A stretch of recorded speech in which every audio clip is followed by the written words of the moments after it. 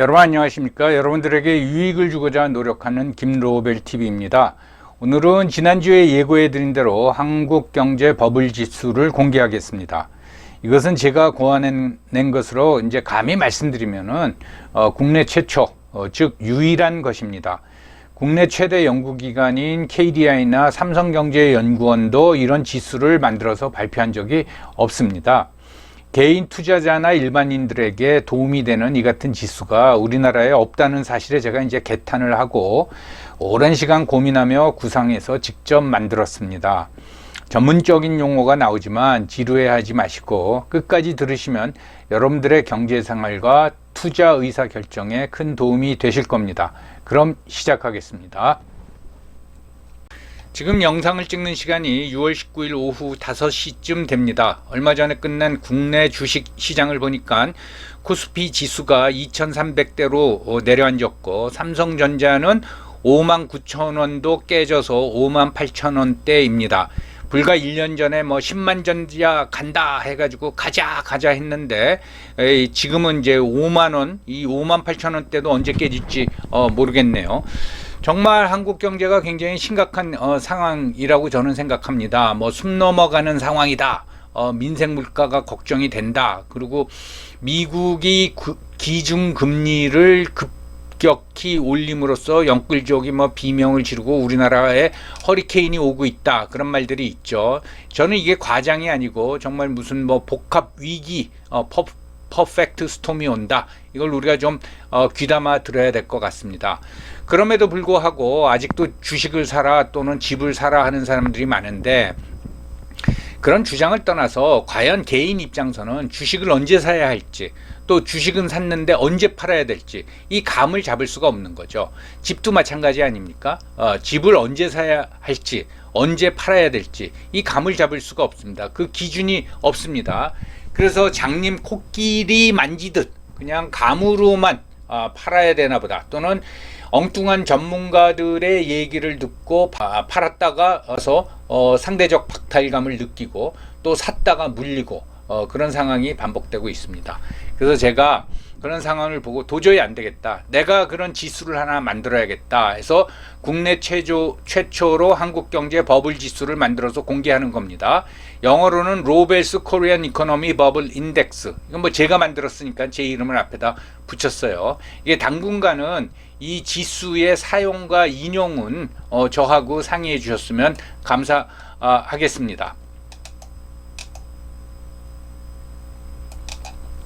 지난 4월에 제가 영상을 통해서 미국에는 뭐 공포지수니 탐욕지수니 해서 여러 지수들이 있기 때문에 개인 투자가들이 이거를 참조할 수 있다고 말씀을 드렸습니다. 그 중에 하나가 이제 빅스 Volatility Index를 여러분께 소개해 드렸죠.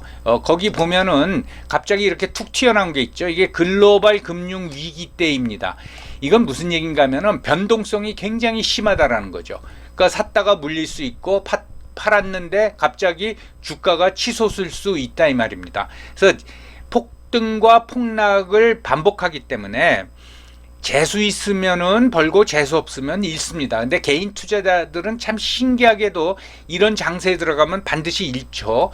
그다음에 그 오른쪽에 있는 게 CNN 방송에서 발표하는 Fear and Greed Index죠. 그래서 맨 왼쪽으로 가면은 이게 이제 공포가 되는 거고 오른쪽으로 가면은 이게 그 탐욕이 되는 겁니다. 그래서 그 월가에서는 사람들이 주식을 탐욕에 사고 공포에 판다. 그러니까 주식이 오르면 나도 돈 벌어야지 해가지고 사고 주식이 떨어지면 무서워가지고 팔고 그렇게 한다. 그 거꾸로 돈을 벌려면은 공포에 사서 탐욕에 팔아야 되는 거죠. 요 두 개는 소개를 드렸고요. 그 다음에 뱅크 오브 아메리카에서 발표하는 불 앤 베어 인디케이터 지표가 있습니다. 불이라는 건 여러분 아시겠지만은 불 마켓 하면은 주식 시장이 강세장, 베어 마켓 하면 약세장. 그래서 요것도 강세장일 적에 팔고 여기 셀이라고 돼 있지 않습니까? 그 다음에 약세장일 적에는 사라 했는데 최근에 이거를 이 사이트에 들어가서 이걸 확인해 보니까 지금 여기에 와 있습니다. 근데 이것도 말이 안 되죠. 여러분이라면 지금 미국 시장에 가서 계속 떨어지고 있는 미국 주식 시장에 가서 주식 사겠습니까? 예. 그 다음에 참고적으로 미국 그 미시간 주립대학에서 발표하는 소비자 심리 지수가 있습니다. 흔히 미시간 센티먼트라고 하는데 이건 매월 그 조사를 해서 이제 발표를 합니다. 한 70년 됐다고 합니다. 그래서 요 그래프가 그 심리 지수를 얘기하는 거죠. 예, 심리 지수. 근데 최근 2022년 5월 달 지수를 심리 지수를 미시간 대학에서 발표했는데 50이 조금 넘는 걸로 나왔습니다. 이거는 이 조사를 시작한 70년 동안 가장 낮은 수치라고 합니다. 이게 무슨 말인가 하면 소비 심리가 위축이 됐다는 거죠. 그러니까 이제 돈을 안 쓰겠다는 겁니다. 여러분들 미국 국민들이 돈을 안 쓰면 어떻게 됩니까? 경기 침체가 오겠죠. 미국 경기가 침체되면은 우리나라도 당연히 영향을 받겠죠. 그러면 한국에는 그거 비슷한 지수가 없느냐? 있습니다. 두 가지를 소개해 드리도록 하겠습니다. 한국증권거래소에서 발표하는 코스피 200 변동성 지수라는 게 있습니다. 요걸 보면은 2020년 3월에 69, 그리고 2020년 석 달 후인 6월 15일에는 40, 그리고 작년 1월에 36으로 나와 있습니다. 그런데 이 수치가 의미하는 게 뭐냐? 이것도 이제 변동성이죠. 69, 이때 그 코로나 사태로 우리나라 주가가 폭락을 하고 폭등과 폭락을 거듭할 때였습니다. 근데 그 전에 2020년 1월만 하더라도 13이었습니다. 그러니까 코로나 전까지는 그 코스피 200 변동성 지수가 20 이하였습니다. 근데 그 이후에 계속 20 이상을 유지하고 최근에 확인해 보니까 27 정도입니다. 그러니까 코로나 전보다는 지금이 변동성이 높다, 그렇게 생각하시면 될 것 같습니다. 이 오른쪽에 있는 거는 그 국토연구원에서 몇 년 전에 발표한 부동산 버블 지수입니다. 이거는 UBS, 유니언 뱅크 오브 스위tzerland에서 몇 년 전에 글로벌 부동산 버블 지수라고 해가지고 세계 주요 국가들의 부동산이 비싸냐 싸냐를 조사해서 발표한 적이 있습니다. 그 모델을 그대로 가져와서 국토연구원이 몇 년 전에 우리나라 17개 도시의 부동산 버블 지수를 발표한 적이 있습니다. 근데 문제가 뭐냐면은 이런 지수가 있다고 하더라도 일반인들은 잘 알지도 못하고 어떻게 활용해야 될지 모른다는 점입니다. 그래서 제가 한국경제 버블 지수를 만들게 된 겁니다. 우리가 경제 버블이나 또는 과열을 측정한다 했을 적에는 실물 경제도 고려해야 되고 우리나라 개인 소득 수준도 고려해야 되고 또 우리나라 전체 경제 규모도 고려해야 되지만 저는 지표로 인디케이터로 세 개를 뽑았습니다. 하나는 주식, 가장 관심들이 많죠. 그 다음에 가계부채, 그 다음에 주택가격입니다. 주식은 버핏 지수를 이용했습니다. 많이들 아시겠지만은 이 버핏 지수는 미국의 이제 부자죠. 버크셔 해서웨이의 창립자이자 회장인 버핏이 만든 건데 버핏이 뭐라고 얘기했냐면은 미국을 기준으로 봤을 적에 미국 주식시장의 총액이 시가총액이 미국의 GDP를 넘었으면 이건 과열이다. 그리고 80 이하로 떨어지면 이거는 침체된 거다. 그러니까 100이 넘어가면은 과열이기 때문에 위험하다라는 거죠. 그래서 80 밑으로 떨어지면은 이제 주식시장에 들어가서 사도 된다라는 거죠. 그래서 주식 총액하고 GDP하고 같으면 1.0 이걸 기준으로 잡았습니다. 그래서 그 자료는 한국은행 통계하고 한국증권거래소 통계를 자료로 활용을 했습니다. 그 다음에 가계부채는 국내 총생산 대비 이제 부채 비율인데 그 기준점을 0.5로 잡았습니다. 이게 무슨 말씀인가 하면은 우리나라 1인당 국민소득이 35,000불이라고 그러면은 지금 환율 기준으로 따지면은 이제 한 4천만 원이 넘겠죠. 한 4,200~300만 원이 되겠죠. 그러면은 부채 비율이 1인당으로 따졌을 적에 자기의 소득보다 0.5, 즉 내가 5천만 원 소득이라면은 2,500만 원 정도가 적당하다라는 거예요. 왜냐하면은 우리가 원리금을 상환할 적에 거의 맥시멈이 30%입니다. 보통 25% 내지 30%인데 그 수준으로 원리금을 상환하면은 한 3년이면 갚을 수 있어야 된다. 그 시기 그게 3년이 넘어서서 4년 5년이 되면 이건 굉장히 심각하다 이 얘기입니다. 가령 예를 들어서 이 기준점 0.5로 잡는다고 하더라도 우리나라 국민소득 1인당 국민소득이 35,000불 한 4,200만 원이라고 그러면은 갓 태어난 아이서부터 아주 연세가 많은 분까지 다 포함해 가지고 한 2,100만 원에서 2,200만 원의 부채가 있다는 겁니다. 그것도 쉬운 게 아니죠. 요 통계는 한국은행에서 발표하고 있습니다. 그걸 활용을 했습니다. 그 다음에 주택가격이죠. 주택가격이 비싸냐 싸냐를 말해주는 지표로 국제적으로 흔히 쓰는 게 PIR입니다. Price to Income Rate라고 해가지고 이건 연소득 대비 주택가격이 얼마가 되냐 이제 그런 얘기죠. 그거를 기준점을 저는 5.0으로 잡았습니다. 그래서 5.0이라는 건 무슨 얘기인가 하면은 내가 연소득이 6천만 원이면은 그 3억짜리 가 적당하다라는 거죠. 그거보다 비싸면은 이거는 감당하기가 힘들다라는 겁니다. 여러분 그러면은 무슨 소리냐? 서울에 있는 아파트 PIR이 지금은 20에 가깝다 그러는데 그거는 우리가 이제 잘못된 어떤 잘못된 생각을 고정관념을 가지고 있는 겁니다. 5가 적당합니다. 유럽 국가들 아주 뭐 비싼 도시 말고는 대개 5나 6을 유지하고 있다라는 거죠. 여러분 이게 내 소득의 5배라고 하더라도 가처분 소득으로 따지면은 이게 한 7 정도 됩니다. 그래서 뭐 5로 잡았다고 하더라도 내가 소득의 25%를 계속 갚아나가면은 20년 이상 25년이 됩니다. 25% 소득의 25%로 원리금 상환을 하다 보면 그러면 내가 35세에 집을 샀다 그러면 55세 정도 돼야지 다 갚고 그 집이 진짜 내 집이 되는 겁니다. 이게 더 길어지고 30년 이렇게 되면은 결국은 금융 노예가 되는 겁니다. 그래서 이걸 5로 잡았습니다. 그래서 1.0, 0.5, 5.0 해서 이거를 등가로 환산해서 3분의 1씩 똑같은 가중치를 똑같이 둬서 이제 합산을 했는데 이게 그 합산이 50이 되면 그걸 이제 정상으로 봤습니다. 그래서 저게 지수는 0서부터 이제 100이 나옵니다. 그 가설적으로는 100 이상 나올 수도 있어요. 100 이상 나오면 큰일 나는 겁니다. 그리고 분기별로 측정을 했는데 참고로 또 말씀을 드리면은 이 PIR은 어디서 구했냐면 PIR을 산출하는 기관이 여러 군데가 있습니다. 네, 저는 KB부동산 그러니까 국민은행 산하 기관입니다. 주택 전문 기관입니다. 여기서 발표하는 PIR을 활용을 했습니다.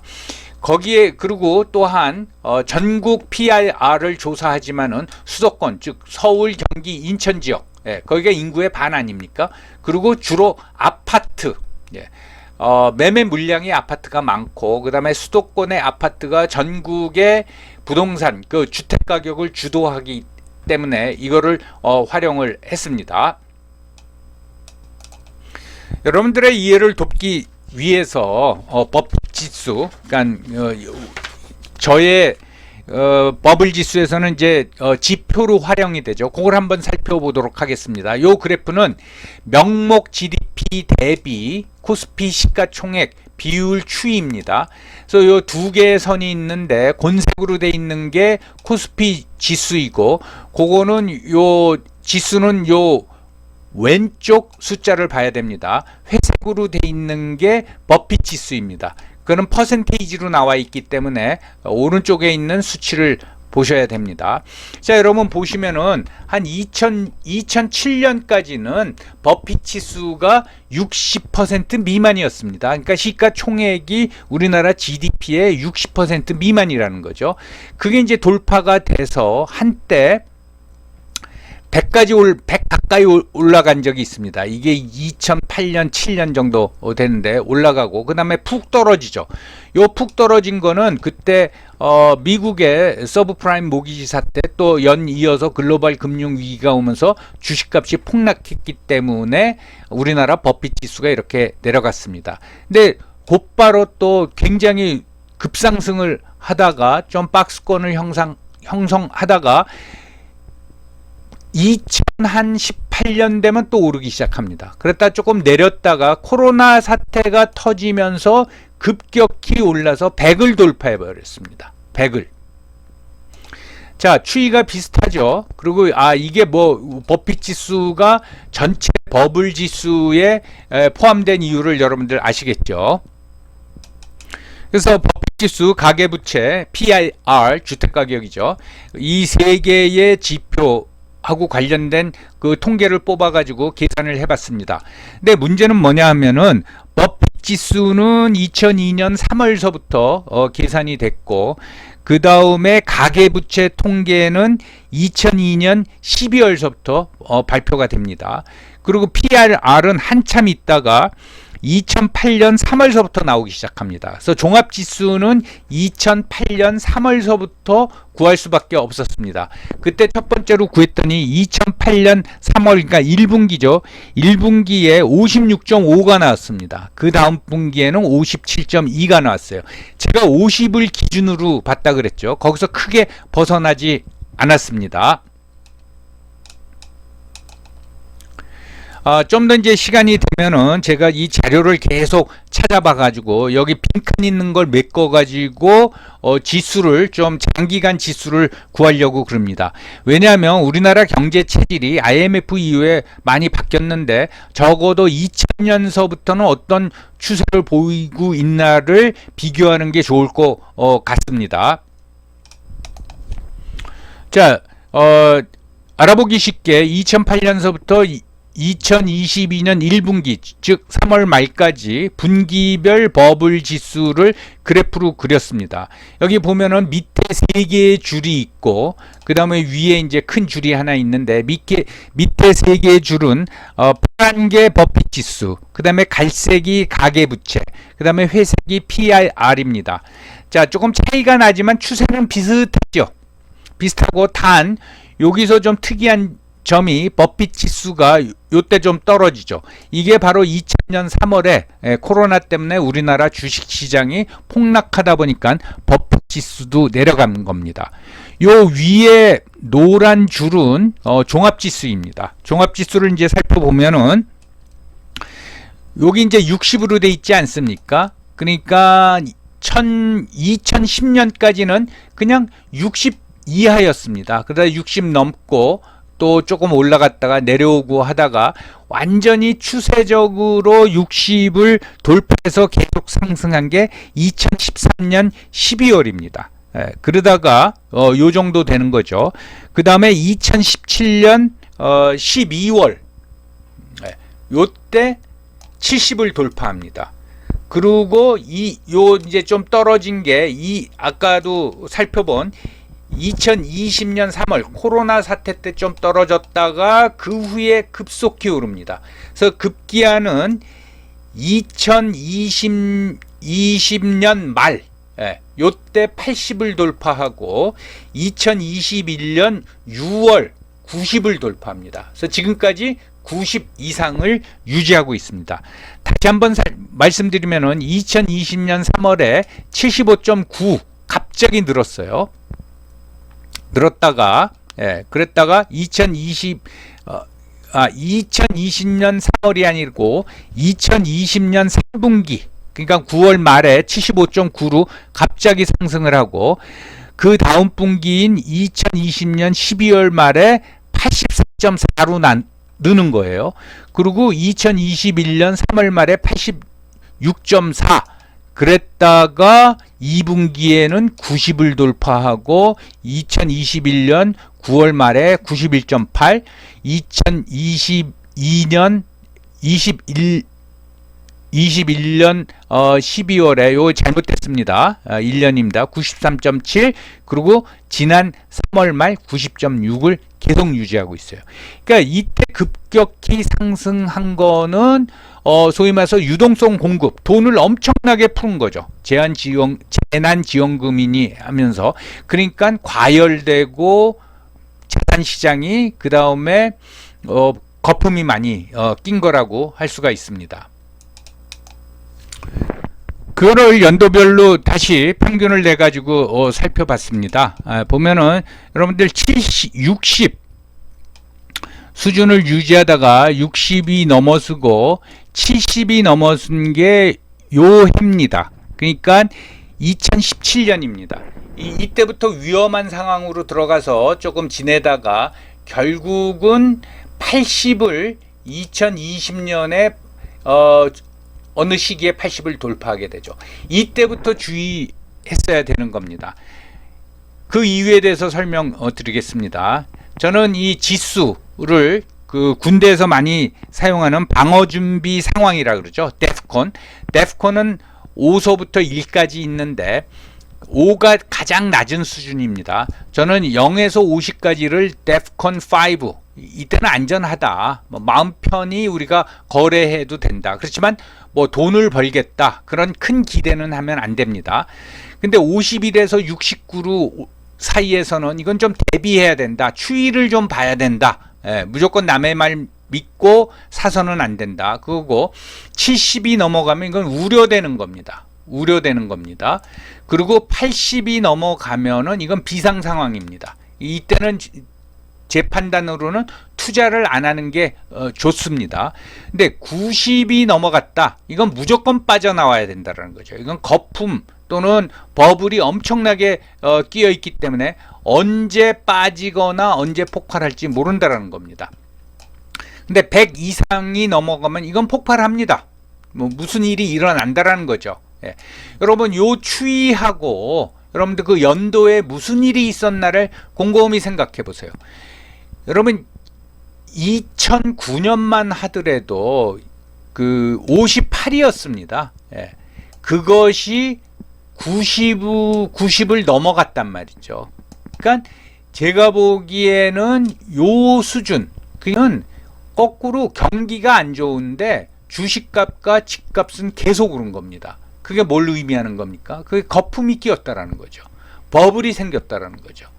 그래서 결국은 그때들 주식에 들어갔거나 또 영끌해라 해가지고 집 산 사람들 지금 어떻게 됐어요? 그러니까 이 버블 지수하고 실질적인 경제 동향하고 그 굉장히 유관성이 있죠. 말해주고 있는 거죠. 그러니까 90이 넘어가면은 그건 굉장히 위험한 겁니다. 그땐 빠져나와야 된다는 거죠. 좀 보수적으로 생각한다면 80 넘으면 빠져나와야 됩니다. 좀 지루하셨겠지만 여러분께 도움이 되셨습니까?